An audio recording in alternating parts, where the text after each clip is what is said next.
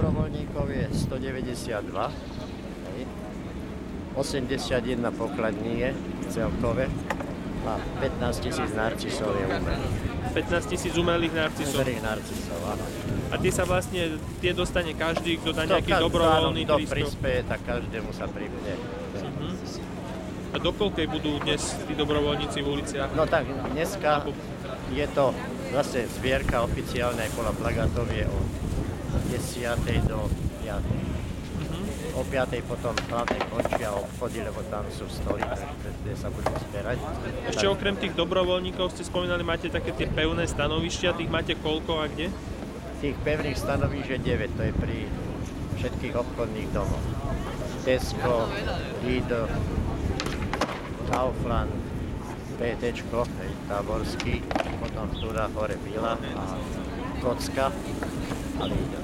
Takže prakticky to je všetko obsadenie.